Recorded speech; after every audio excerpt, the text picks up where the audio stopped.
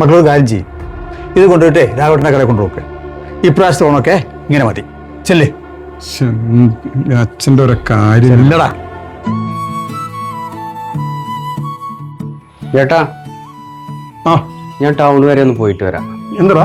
ഒന്നുമില്ല, വന്നിട്ട് പയ്യന്മാരൊന്നും കണ്ടില്ല. ഞാൻ വണ്ടി നിൽക്കണ്ടേ? ഞാനും ടൗണിക്കാ. ആണോ? നമുക്ക് ഒന്നിച്ച് പോവാം. എന്നാ പോവാ കേട്ടോ. എനിക്ക് അവിടെ ഇറങ്ങേണ്ട ഒരു ആവശ്യം ഉണ്ടായിരുന്നു. മക്കളെ, അച്ഛാ, ഇതേ നമ്മൾ ഓണത്തിനുള്ള സാധനങ്ങളുടെ ലിസ്റ്റാ. ഇത് രാഘവട്ടന്റെ കടയിൽ കൊണ്ടു കൊടുക്കുക.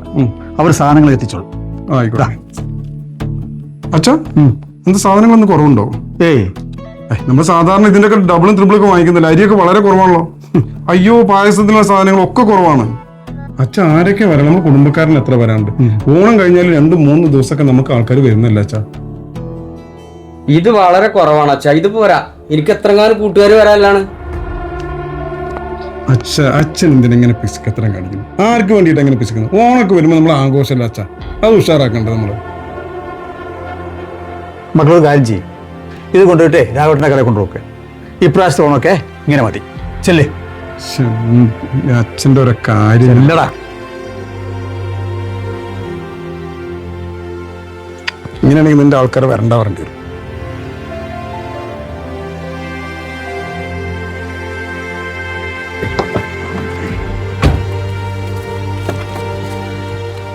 അച്ഛനിത് എന്ത് ചേട്ടാ? എനിക്കറിയില്ല. അച്ഛൻ പ്രാവശ്യം ഓണം കൊളാക്കുന്നതൊന്നും.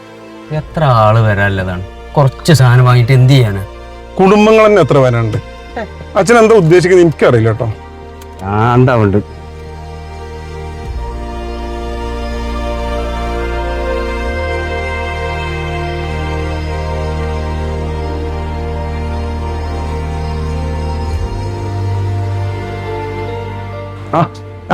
എന്താ പറയാ? എന്തൊക്കെ വിശേഷം? സുഖമായി പോണു. ഞാൻ ഓണത്തിനെ കുറിച്ച് സാധനങ്ങൾ അച്ഛൻ ബില്ല് തന്നിരുന്നു. ആണല്ലേ? എന്താ പോലെ പ്രാവശ്യം സാധനങ്ങൾ വളരെ കുറവാണല്ലോ. ഇതന്നെ ഇപ്പൊ ഞാനും അനിയനും കൂടെ അച്ഛനും ഒച്ചയും വിളിയിട്ട് വരികയാണേ. സാധാരണ ഇതിന് 3 ഇരട്ടി കൊണ്ടുപോകുന്നല്ലേ, രാജാവിനെ അറിയുന്നല്ലേ? അതെ, 3 ഇരട്ടി കൊണ്ടുവന്നല്ലേ. അച്ഛൻ എന്താ ഉദ്ദേശിക്കുന്നത് എനിക്കറിയില്ല. പ്രാവശ്യം വളരെ കുറവാണല്ലോ. അതെ അതെ. പിന്നെ മോനെ, അച്ഛൻ്റെ ഒരു കാര്യം ഏൽപ്പിച്ചിട്ട്. എന്താണ്? വാ മോനെ, ഫസലേ ഇതൊന്നും എടുത്തു കൊടുത്താ മോനെ. ഇതുപോലത്തെ 250 കിറ്റ് അച്ഛൻ ഉണ്ടാക്കാൻ പറഞ്ഞിട്ടുണ്ട്. അത് തയ്യാറാക്കി വെച്ചിട്ടുണ്ട്. അച്ഛനോ? അച്ഛൻ. ഇത് ആർക്ക് കൊടുക്കാനാ? അതൊന്നും എനിക്കറിയില്ല. അച്ഛൻ ഇവിടെ തയ്യാറാക്കാൻ പറഞ്ഞു. അച്ഛൻ നിങ്ങളൊന്നും പറഞ്ഞില്ല കേട്ടോ. അതെന്താ അറിയില്ല. അത് തയ്യാറാക്കില്ല. ഫസലേ, അപ്പൊ ഇതിന്റെ ബാക്കി കൂടെ ഒന്ന് തയ്യാറാക്കി. ആ ചീട്ടത്തെ സാധനം ഞാൻ വരാം, കുറച്ച് ആ ചീട്ടത്തെ സാധനം എടുത്തു കൊടുക്കട്ടാ.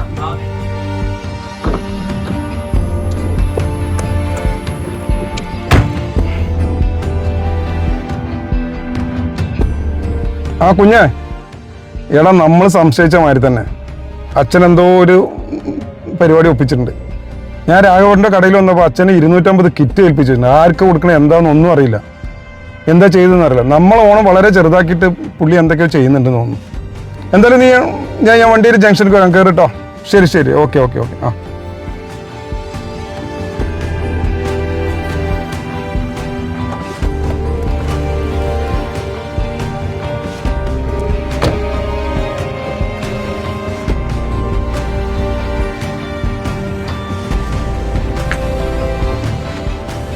അച്ഛാ,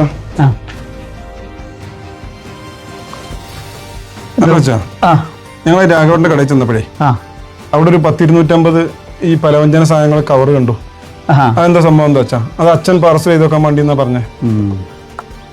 അച്ഛൻ ഞങ്ങളോടൊന്നും പറഞ്ഞില്ല.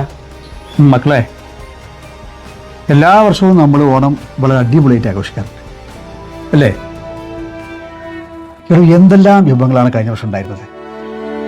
പച്ചടി, കിച്ചടി, തോരൻ, അച്ചാറ്, അതൊരു വക. ചോറ്, വെള്ളരി, ചുവന്നരി 2 തരം. പായസം തന്നെ 3 തരം. കഴിഞ്ഞ വർഷം 3 തരം പായസം വെച്ചിട്ട് 3-ാം ദിവസം കൊണ്ട് കളയുക ചെയ്തത്.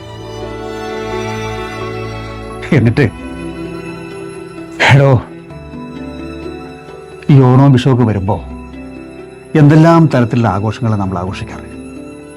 എന്തിനെങ്കിലും ഒരു കുറവ് നമുക്ക് ഉണ്ടാവാറുണ്ടോ? പക്ഷേ ഇതൊന്നുമില്ലാത്ത എത്രയോ കുടുംബങ്ങളുണ്ട് ഈ നാട്ടിൽ.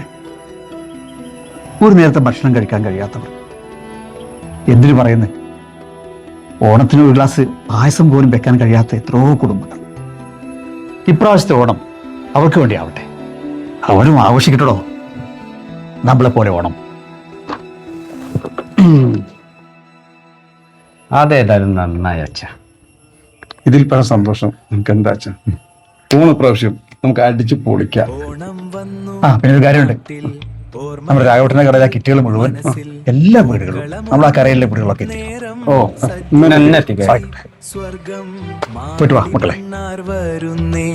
ആടിപാടി ഉത്സവമായി ടു ഫോക്സ് മീഡിയയുടെ ആശംസ ചേർന്നോ, ആശംസ ചേർന്നോ.